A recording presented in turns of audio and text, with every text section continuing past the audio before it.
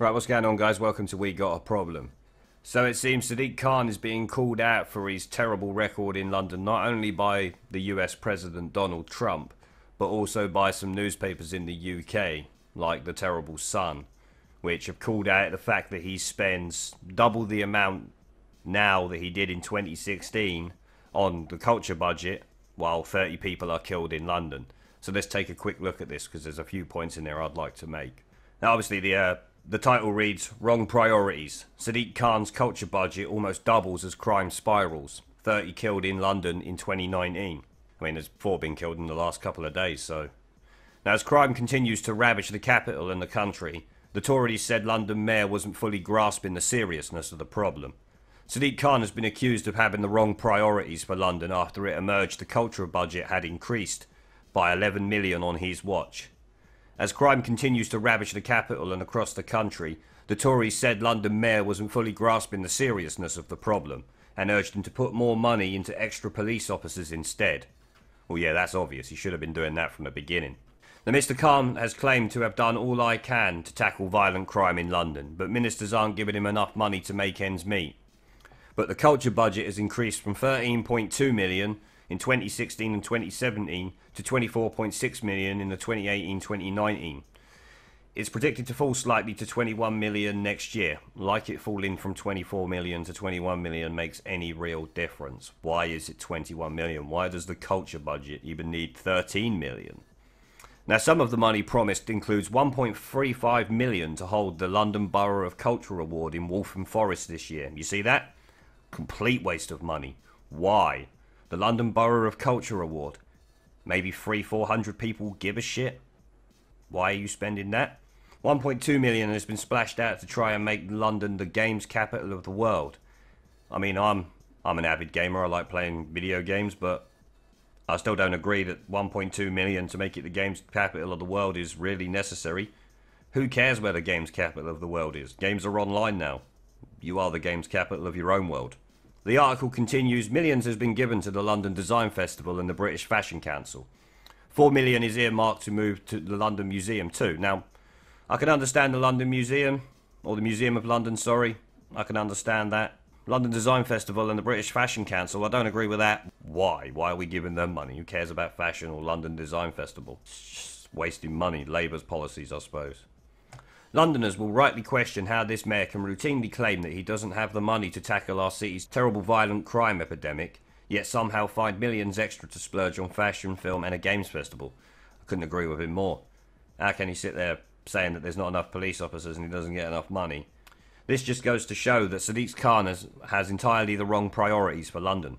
He's got entirely the wrong priorities for anywhere. I wouldn't wish him to be the mayor of anywhere.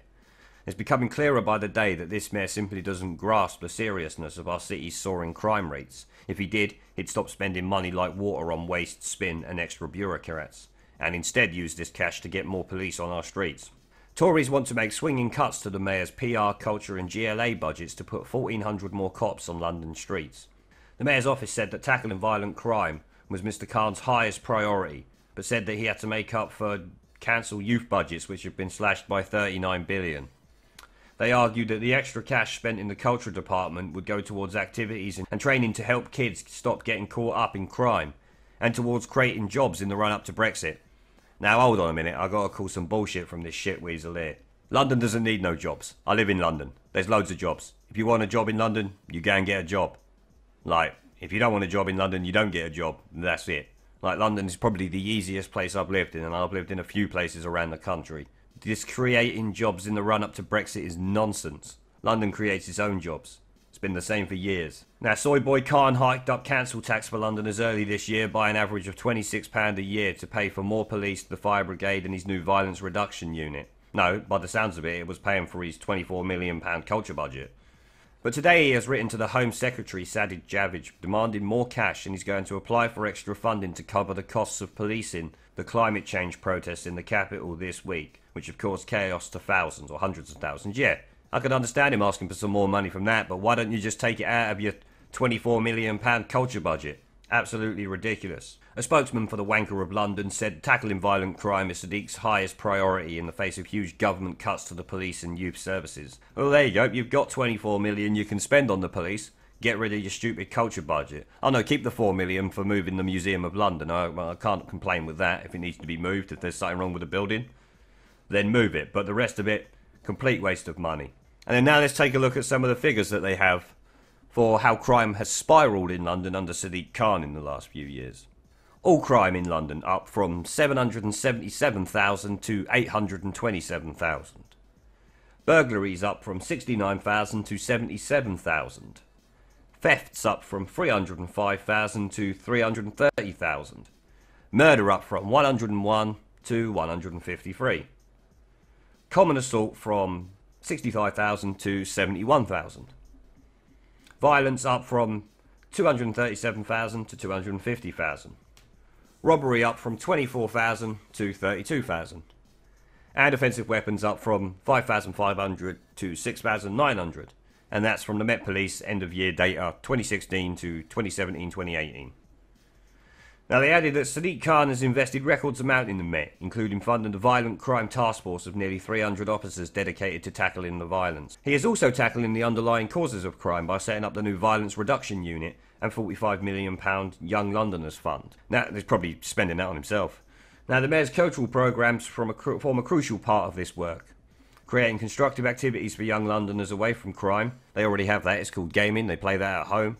And providing access to training and jobs for disadvantaged young Londoners in the creative industries, which generates $52 billion a year for our city.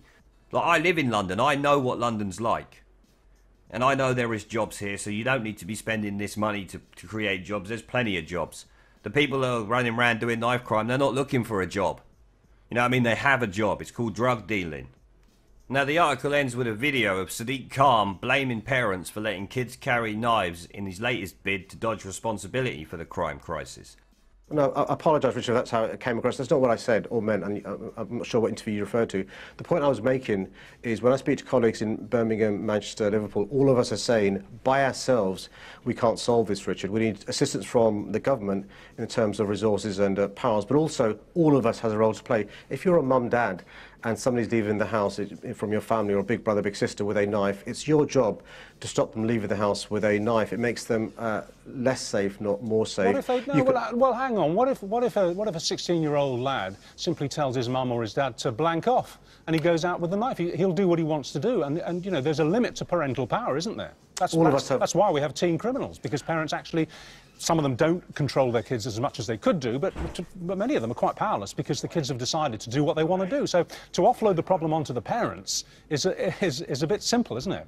I think all of us are role to play. A similar argument could be made in relation to parents' concerns around sexual grooming, or about a young child being radicalised by an Islamist terrorist or an extreme far right. All of us are role to play. Parents, uncles, aunties, teachers, youth leaders, politicians, the police, the NHS, social services, all of us have a role to play. And the point I was making, and I'm sorry if it came across clumsy, Richard, is that local government, regional government, national government all need to work together. That's why I went along to the Knife Crime Summit convened by the Prime Minister. I think we should be having weekly COBRA meetings. I mean, how can you blame somebody else when you're the mayor? You're responsible for the policing of the city. Like, you're spending £24 million on culture when people are sharing culture with each other every day. It's called knife culture. Like, fucking sort it out, you muppet. So there we have it. That's the end of the article. It just seems that they're pointing out how Khan wastes continual money. He's allowing London to turn into a shithole. Has no idea what he's doing. Spends £45 million on stupidness. 24 million on culture budgets, when he could be spending them on the police. What an idiot. Now that's going to be the end of the video, guys. I just wanted to bring light to this article because it once again proves what a shit weasel this guy is. After winning shit weasel of the week last week, he still carries on now. But anyway, don't forget to like, subscribe and comment, and I'll catch you all in the next video.